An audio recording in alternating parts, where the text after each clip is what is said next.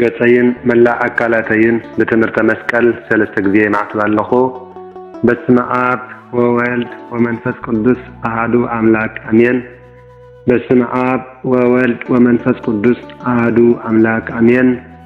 በስመ አብ ወወልድ ወመንፈስ ቅዱስ አሐዱ አምላክ አሜን።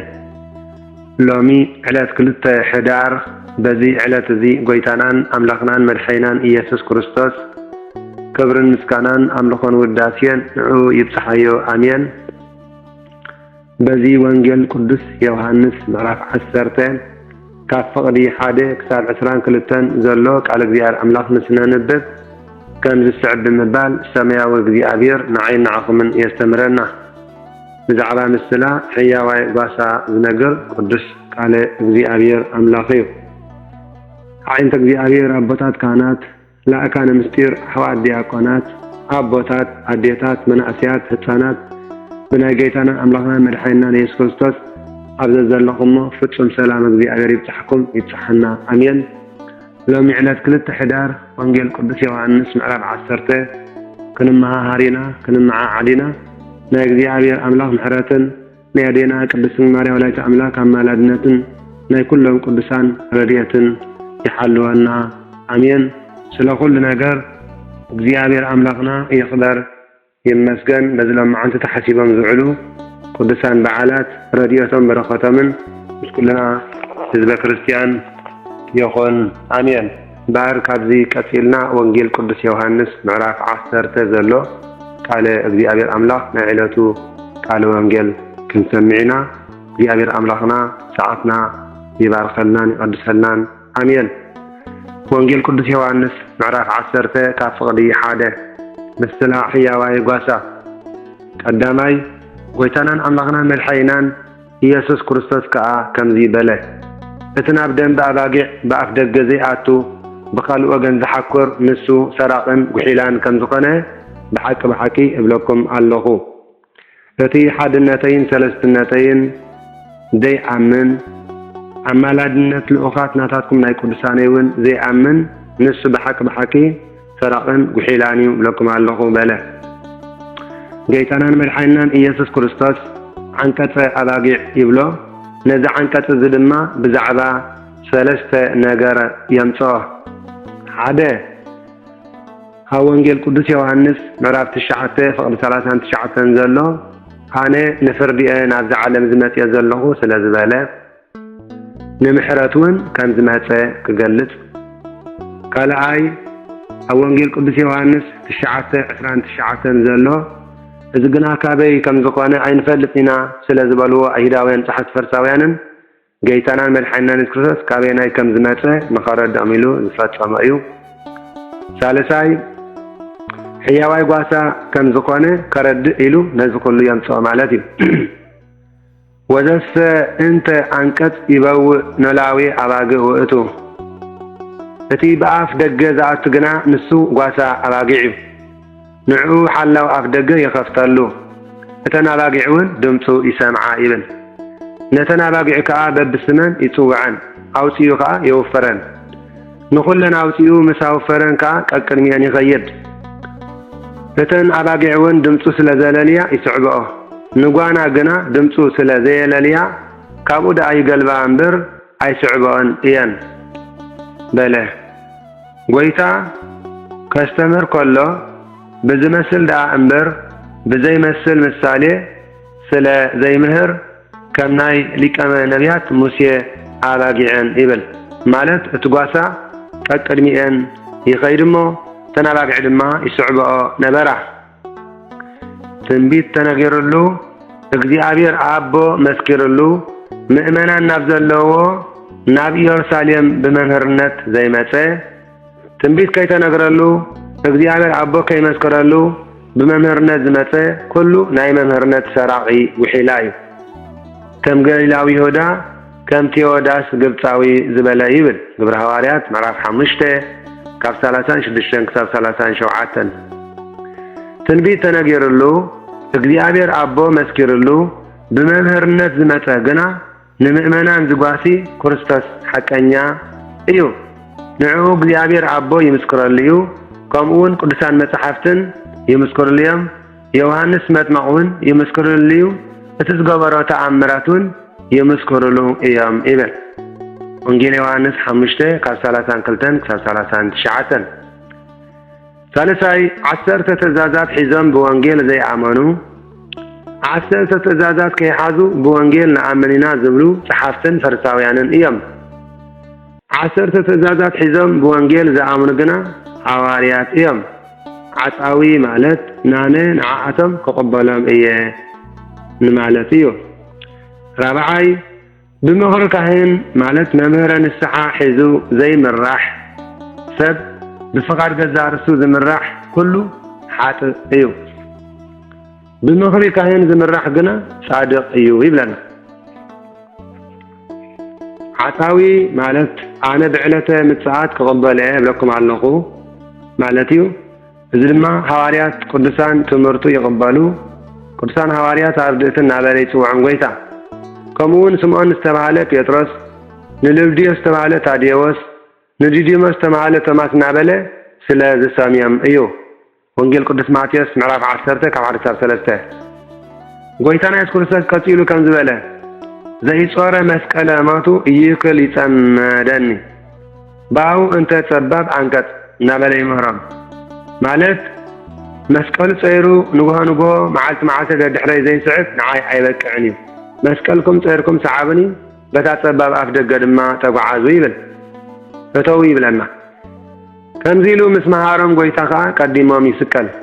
ደቀ መዛሙርቱ ድማ ንዑ ኣብነት ገይሮም መከራ መስቀል ይቕበሉ ስለ ክብሪ ወንጌል ብመከራ ይመስልዎ ከመይ ትምህርቱ 3 ዓመት ዝኣክል ኣብ እግሩ ኮፍ ኢሎም ተቐቢሎም እዮም። ነቲ መታለሊ መምህር ግና ይነቕፎ ዳኣ እምበር ኣብነት ገይሮም ኣይሰምዕዎን ከመይ ትምህርቱ ኣይቅበሉን እዮም። ጎይታናን ኣምላኽናን መድሓኒናን ኢየሱስ ክርስቶስ ነዚ ምሳሌ ዝነገሮም ንሳቶም ግና ነቲ ዝተዛረቦ ምሳሌ ማለት ሓላዊ ዝተባሃለ ንሱ ኣባጊዕ ዝተባሃልኻ ንሳቶም ከም ዝኾኑ ኣየስተውዓልዎን ይብል። ስለዚ እውን ጎይታና ኢየሱስ ክርስቶስ ከም ብሓድሽ ከም ዝበሎም ብሓቂ ብለኩም ኣለኹ እቲ ኣፍ ደገ ኣባጊዕ ኣነ እቶም ቅድመይ ዝመፁ ኩላቶም ናይ መምህርነት ሰረቕትን ወሓልትን እዮም ይብል። ኤርምያስ ምዕራፍ 23:1-4 እንተኾነ ኣባጊዕ ማለት ምእመናን ኣይቀበልዎን እዮም ነቲ ሰራቒ። እቲ ሓቀኛ ኣፍ ደገ ግና ኣባጊዕ ኣነ እየ። ቀዳማይ እቲ በኣይ ብኣምላኽነተይ ብሓድነተይን ሰለስትነተይ ኣሚኑ ዝኣቱ ማለት በኣይ ዝኣምን ካብ ክሕደት ክድሕን እዩ። ናብ እምነት ስላሴ ከኣትዩ ናብ ተግባረ ጽድቂ ክመጽእ እዩ። መጓሰይ ክረክብ እዩ ማለት መከራ መስቀል ብጾምን ብጸሎትን ብስግደትን ነስሓን ክቕበል እዩ። ንዓይ ኣብነት ዝገብር ሐዋርያ ካብ ፍዳ ሓጢኣት ክድሕን እዩ። ናብ ትምህርቲ ወንጌል ከኣቱ ናብ ኣገልግሎት ትምህርቲ ክወጽእ እዩ። ጉባኤ ምእመናን ክረክብ እዩ። በኣይ ኣሚኑ ዝምራሕ ካብ ሓጢኣት ካብ ፍዳ ክድሕን እዩ። ካብ ፍቃድ ስጋ ክወጽእ ናብ ፍቃድ መንፈስ ድማ ከኣቱ እዩ። ክብረ ስጋን ክብረ መንፈስን ክረክብ መንግስተ ሰማያት ክወርስ እዩ። ሰራቅስ ክሰርቅን ከጥፍእን ክሓርድን ተዘይኮይኑ ኣይመጽእን እዩ ማለት ናይ መምህርነት ሰራቅስ ከስሕት ከክሕድ ከጥፍእ እንተዘይኮይኑ ንኻሊእ ኣይመጽእን እዩ በሎም። ጎይታና ኢየሱስ ክርስቶስ ቀፂሉ ከም ዝበለ ኣነ ግና ምእመናን ናይ ዘለኣለም ህይወት ምእንቲ ክረኽቡ እየ ፍጹም ኣምላኽ ፍጹም ሰብ ኮይነ ካብ ቅድስት ድንግል ማርያም ወላዲተ ኣምላክ ካብ ስጋ ስጋ ካብ ነፍሳ ነፍሲ ተዋሂደ ተወሊደ መጽየ ዘለኹ እዎ ፍጹም ህይወት ምእንቲ ክትረኽቡ ብመምህርነት መጻእክኹም በለ። ሕያዋይ ጓሳ ኣነ ቀዳማይ እቲ ሕያዋይ ጓሳ ዋና ህይወቱ በጃባጊዑ ኣሕሊፉ ይህብ። እቲ ዋና ዘይኮነ ግን እተን ኣባጊዕውን ጥሪቱ ዘይኮና በዓል ዓስቢ ግና ተኹላ ክመጽእ እንተረኣየ ነተን ኣባጊዕ ሓዲጉወን ይሃድም። እቲ ተኹላ ድማ ነተን ኣባጊዕ ይዝርፈን ፋሕውን የብለን። እቲ ጓና ግና በዓል ዓስቢ ስለ ዝኾነ ይሃድም ግድተን ኣባጊዕውን የብሉን። ካልኣይ ሕያዋይ መምህር ዝኾንኩ ኣነ ህይወተይ በጃ ምእመናን ብዕለት ዓርቢ ስቕለት 27 መጋቢት መዓልቲ ዓርቢ ዘበነ ማርቆስ ኣሕሊፈ እህብ እየ። ሓቀኛ መምህር ዘይኮነ ምእመናን እውን ናቱ ዘይኮኑ ሓሳዊ መምህር ግና ተኹላ ማለት ዓላዊ ንጉስ ዓላዊ መናፍቕ ጳጳስ ምስ ተላዕለ ንምእመናን ሓዲጉ ይኸይድ። ዓላዊ ንጉስ علاو منافق علاو باباس كا مؤمنان كم زغحدو كاب هاجر ناب هاجر كم زسددو يقدر حتى ممر قنا مثالني سلازكونه طفعات مؤمنان ون سلازي يحزنو يعدم حياواي قاسا قنا أنا إيه بله نلاقي مؤمنان افلطميه مالت كسقال لهم كما تلهم إيه مقاسي مؤمنان ون يفلطني نعاي بتزمهاركم قالوا وانجيل غيرم እንዳጸሙን እንዳጸለዩን እንዳሰገዱን ትሩፋት ነፍስን ትሩፋት ስጋን እንዳፈጸሙ አብነት ገይሮም መከራ ከቀበልዮም ከስዕብንዮም በለ ከምቲ አቦ ንዓይ ዝፈልጠኒ ማለት በሓድነትን በሰለስትነትን ሰሚርና በማእከላዊነት ወልዲ ተሰቀል ሞት ዝበለኒ ኣነውን ንአቦ እፈልጦ ማለት ክስቀል ከመውት ከም ዝመጻኩ እፈልጥ ንነፍሰይ በጃ ምእመናን ሓሊፈ ክህብ የበለ ካብ ዝወታት ዘይኮና ካልኦት ኣባጊዕውን ኣለዋኒ ኣብ ኢየሩሳሌም ጥራይ ዘይኮነ ካብ ምብራቅ ክሳብ ምዕራብ ካብ ሰሜን ክሳብ ደቡብ ኣብ ሙሉእ ዓለም ብኣምላክነት ስላሴ ኣሚኖም ኣካል ዓለሙን ኣብ 4 ማዕዝን ምእመናን ኣለውኒ ኢሳያስ 11 ካብ 1 ክሳብ 12 ንዓኣተን ድማ ንዓኻትኩም 12 ሃዋርያት ናብ ኩሉ ዓለም ተዘርጊሕኩም ተዋፊርኩም ቃለ ወንጌል ሰቢሕኩም بحدنتين ثلاثنتين كتأمنوهم نابزي كمتانية مالت بايمانات حدث قبرانية انتاني بالكمهرانية تمرتي كقباليهم بلا نحدا قاسا حدا مقاسا كخونان ناي كرسوس أكل عبال ناي مرح بيت كريستيان إبسكوبوس محبر بيت السب كخونو يوم إبل من تزي أبو يذكرنيو مغنياتو كان بحدش كتن ساعات نفسي بجامع من أنا حليفة كهب إيه بعلي بفقادة يوجه حليفة زي بامبر كلا يزوس داك أحد كوا يلبون بلا قويتا كاني كمبرا مسقاي عم مسكن كمبرا عم مغادر كمبرا كان بحدش كتنسى سلطان علني مسقاي عم مغادر كمبرا كتنسى بعلة عرقت أب زبان الشروب أب يمان أب كمبرا سلطان علني إذا تزازي كبابي يستقبل قوة بلا بزعبا زنقر زلما عمونغو أيود كم بحدش نحرحدهم تفلاليو كاباتهم كابو زحات كم زبالو تزي قانيان حزوة إذا عبر زالو سلام انتا يقوم تسمعوه بالو لا تسبحات قيتا قالوت قنا الزربا زي ناي قانيان زربا عيكونن قانيان ناي زحادو رسب زربا عيكونن مغنياتو قانيان زحادو رسب دو عين تعورات كغفت يكاليو بالو قيتانا المدحنان يسوس كريستوس كا أبعال محداث صابية مقدس كم استرغبه نمهار بتقزيتي أبي يرساليم محداث بيت مقدس تقبره كرم تقاء نبره محداث مالتي إذا كان زي كم السعب نقرنا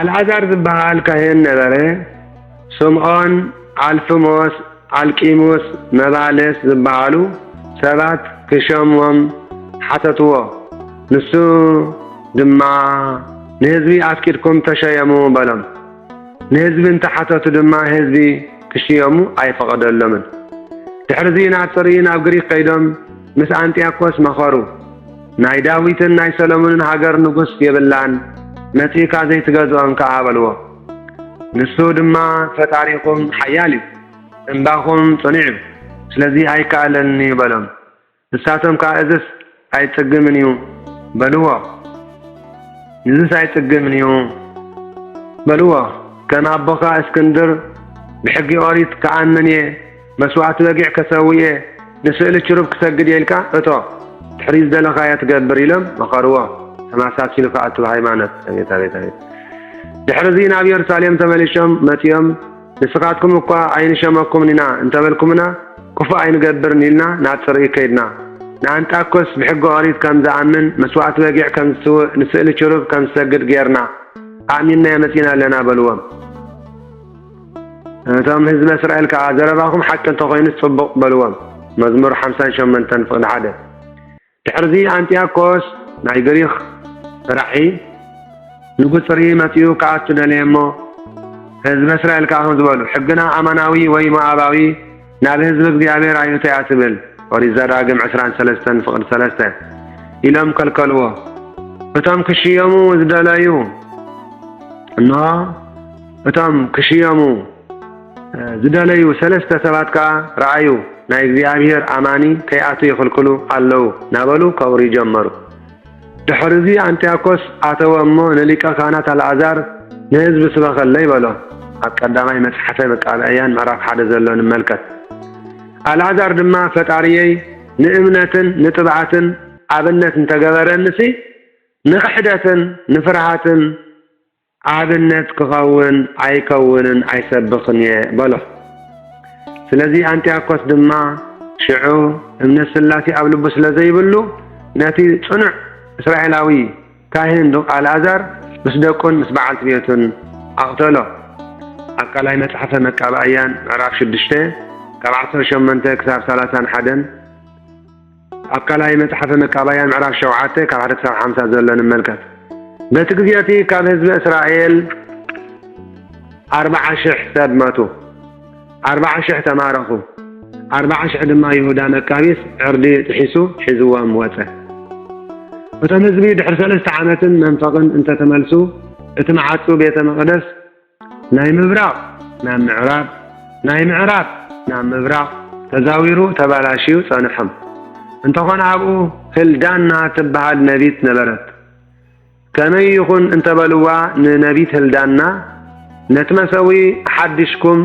መስዋዕት በጊዕ ሰውእሉ በለቶም ኣብ ክንዲ ስእሊ ፀሓይ ድማ ስእሊ ችሩቤል ኣቁምሉ በለቶም በዚ ከምዚ እቲ ናይ ቤተ መቅደስ ምሕዳስ ክሳብ ኣብቲ ጎይታ ኢየሱስ ክርስቶስ ወንጌል ዝምህረሉ ዝነበረ ግዜ በፅሐ ይብል ቀዳማይ መጽሐፈ መቃብያን ምዕራፍ 4 ካብ 36 ክሳብ 61 ዘሎ ቃል እግዚአብሔር ንመልከት ስለዚህ በቲ ግዜቲ ኣብ ኢየሩሳሌም ምሕዳስ ቤተ መቅደስ ተገብረ በለ ጎይታናን አምላኽናን መድኃኒናን ኢየሱስ ክርስቶስ ድማ ኣብ ቤት መቅደስ ኣብ ሰሎሞን ዘስርሖ ከባቢ ጸፍጸፍ ይመላለስ ነበረ ሽዑ አይሁድ ኣኽበብዎ እሞ ክሳዕ መዓስ ኢኻ ንህይወትና እተጨንቐናን ተሳቅየናን ንስኻ ክርስቶስ እንተደኣ ኮንካ ኣጊድካ ንገረና በልዎ ጎይታና ኢየሱስ ክርስቶስ ከዓ ከምዚ ኢሉ መለሰ ነጊረኩም ኣይኣመንኩምን ንዓይ ዝምስክረለይ እዚ ብስም ኣቦይ ዝገብሮ ዘለኹ ግብርታት እዩ ንስኻትኩም ግና ከምቲ ዝበልኩኹም ካብተን ኣባጊዐይ ስለ ዘይኮንኩም ኣይተኣምኑንን ኢኹም በሎም እተን ኣባጊዐይ ምእመናን ግና ድምፀይ ይሰምዓ እየን ኣነ ከዓ እለልየን ንሳተን ከዓ ይስዕባን እየን ኣነ ከዓ ናይ ዘለዓለም ህይወት እህበን ንዘለዓለም ድማ ኣይጠፍኣን እየን ካብ ኢደይ ድማ ዝምንዝዕን ሓደ እኳ የልቦን በለ ከመይ እቲ ንዓኣተን ዝህበኒ ኣቦይ ካብ ኩሉ ይዓቢ እዩ ካብ ኢድ ኣቦይ ዝክምንዝዕን ዝኽእልካ ሓደ እኳ የልቦን እሞ ኣነን ኣብን ሓደ ኢና ኣነን ኣብን ብስልጣን ብብርሃን ብቅዳሴ ብምስጋና ሓደ ኢና በለ ኣይሁድ ከዓ ንጌታና ኢየሱስ ክርስቶስ ከም ዝተጻረርዎ ንምሃር ሽዑ ኣይሁድ ብዳርባ እምኒ ክቐትልዎ ከም ብሓድሽ እምኒ ኣለዓዓሉ ጎይታና ኢየሱስ ክርስቶስ ከዓ ካብ ኣቦይ ብዙሕ ሰናይ ግብርታት ኣርአኹኩም ስለዚ ካብቲ ዘረአኹም ሰናይ ነገርሲ ካብኣተን በየነይተን ግብሪ ኢኹም ብዳርባ እምኒ ክትቀትሉኒ ትደልዩ ዘለኹም እናበለ ተዛረቦም ኣይሁድ ከዓ ከም ዝበልዎ በቲ ምጽራፍካን ሰብ ኮለኻ ከዓ ገዛእ ርእስኻ ኣምላኽ ብምግባርካን እምበር በቲ ጽቡቕ ግብርታትካስ ኣይኮናን ብዳርባ እምኒ ንቐትለካ ኢሎም መለስሉ ጎይታና ኢየሱስ ክርስቶስ ከዓ ከምዚ ኢሉ መለሰሎም ኣብ ሕግኹም ኣነስ ኣማልኽቲ ኢኹም በልኩ ዝብል ጽሑፍ ዶ የልቦን እዩ ስለዚ ከምዚ ድማ በሎም መዝሙር 81 82 ካብ 6 ክሳብ 7 መዝሙር ዳዊት 81 መዝሙር ዳዊት 82 ካብ 6 ክሳብ 7 ስለምንታይ ደኣ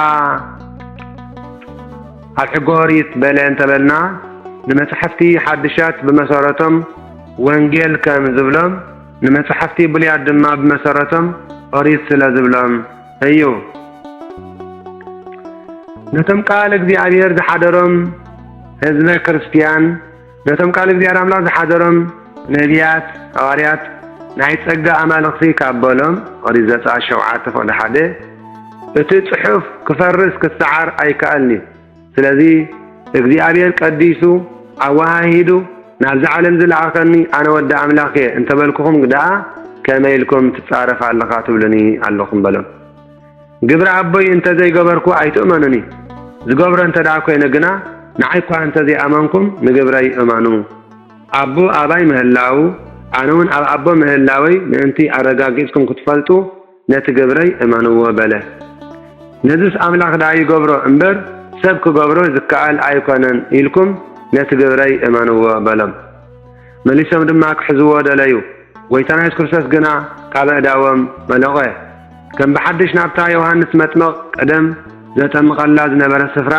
ናብ መዓዶ ዮርዳኖስ ከዓ ከደ ኣብኡ እውን ተቐመጠ ብዙሓት ድማ ናብኡ መፂኦም ዮሃንስ ሓንቲ ተኣምራት እኳ ኣይገበረን እቲ ዮሃንስ ብዛዕባ እዚ ሰብ እዚ ዝተዛረበ ግና ኩሉ ሓቂ እዩ በሉ ኣብኡ እውን ብዙሓት ብሓድነትን ሰለስትነትን ኣጋእዝቲ ዓለም ስላሴ በኣምላኽነት ኢየሱስ ክርስቶስ ኣመኑ ኣሜን ሰማይን ምድርን ክሓልፍ እዩ ቃለይ ግና ኣይክሓልፍን ይበለ ጎይታና ኢየሱስ ክርስቶስ ካብ ሕጊ ኣምላኽ ሓንቲ ካብ ትሓልፍ ሰማይን ምድርን ክሓልፍ ይቐልል በለ ጎይታ نأمن بقال وانجيلك القدس أمين أقويتا بقدس وانجيل نأمن الحننا سلو كل نجار أجزاء أملاخنا يقدر يمسجن سمعناك على أجزاء نيوتنا مقدسي نحاتياتنا مدمسسي نمنجس السماوات مورثي يتولنا زنة أبن زبدلن بعافية جهان ملائكتي